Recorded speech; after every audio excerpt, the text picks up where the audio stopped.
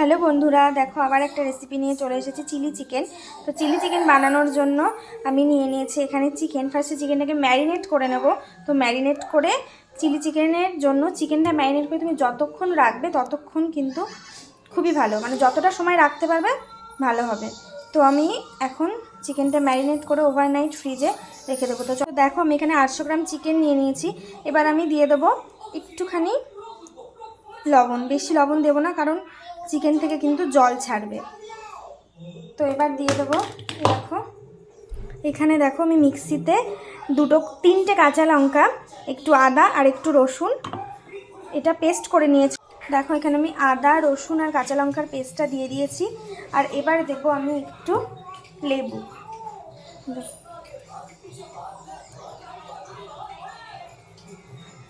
দেখো লেবুটা দিয়ে দিলাম। দেখো লেবুর রসটা দিয়ে দিয়েছি। এবার দিয়ে দেবো আমি দেখো 1 চামচ মতন ভিনিগার দেব, আর দেবো 1 চামচ মতন সয়া সস।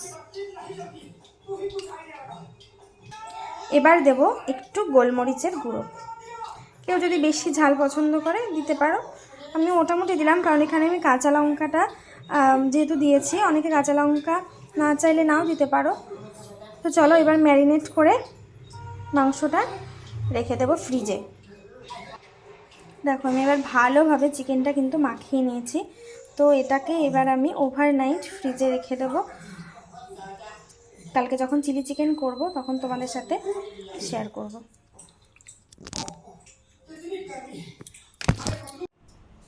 দেখো বন্ধুরা, আমি চিকেনটা ম্যারিনেট করে সারা রাত রেখে দিয়েছিলাম ফ্রিজে। তো এখন বার করে নিয়েছি। নিয়ে দেখো যেহেতু 800 গ্রাম চিকেন, তো আমি এর মধ্যে 2টো ডিম দিয়ে দিয়েছি।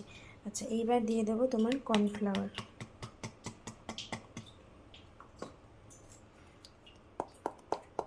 পরিমাণ মতন কর্নফ্লাওয়ার দিয়ে দিতে হবে। আর দেবো আমি একটুখানি ময়দা। ময়দা খুব বেশি দেবো না, সামান্যই দেবো। তো চলো এবার এটাকে ভালোভাবে মিক্স করে নিতে হবে। দেখো আমি চিকেনটা ভালোভাবে কিন্তু মাখিয়ে নিয়েছি কর্নফ্লাওয়ার আর ময়দা দিয়ে। কোটিং কিন্তু বেশি মোটা রাখিনি, একদমই পাতলার উপরে কোটিং রেখেছি। তো দেখো এখানে আমি কড়াইয়ে তেল বসিয়ে দিয়েছি, গরম হয়ে গেলে তেলটা, গ্যাসের ফ্লেমটা কিন্তু একদম লো করে দিতে হবে। এটা লো করে ভালোভাবে ভেজে নিতে হবে যাতে ভেতর থেকেও ভালোভাবে ভাজা হয়। দেখো বন্ধুরা, আমি চিলি চিকেনগুলো কিন্তু ভাজতে বসিয়ে দিয়েছি কড়াইতে। দেখতে পাচ্ছ গ্যাসের ফ্লেমটা দেখো একদম কিন্তু লো করে দিয়েছি। তো এইভাবে খুব ধীরে ধীরে চিলি চিকেনগুলোকে ভাজতে দিতে হবে, কারণ চিলি চিকেন ভাজতে প্রচুর সময় লাগে।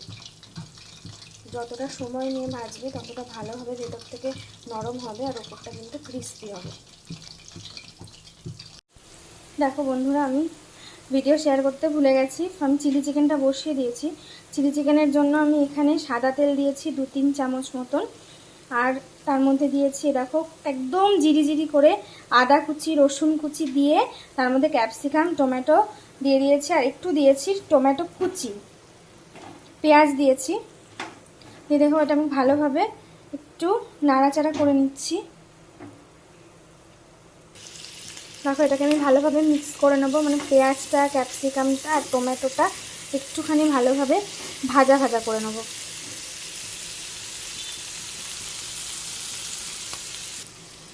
দেখো এবার এর মধ্যে দিয়ে দেবো দেখো 1 চামচ মতন ভিনিগার। দেখো আমি চিলি চিকেনের মধ্যে সসটা তো দিয়ে দিয়েছিলাম। সসটা দেওয়ার পরে দেখো সুন্দরভাবে কিন্তু এটাকে সসের সাথে ভালোভাবে কিন্তু আমি পকোড়াগুলোকে মিক্স করে নিয়েছি। তো দেখো এবার একটুখানি দিয়ে দেবো গোলমরিচের গুঁড়ো।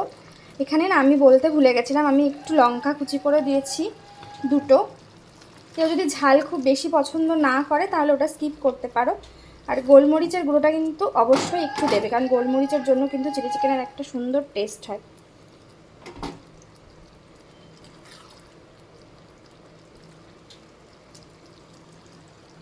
আর দিয়ে দিয়েছি অল্প একটুখানি কর্নফ্লাওয়ার, আমি জলে গুলে রেখেছিলাম, সেটাও দিয়ে দিয়েছি। তো চলো আমার চিলি চিকেন কিন্তু একদম রেডি হয়ে গেছে। দেখো এবার আমি গ্যাস বন্ধ করে দেবো।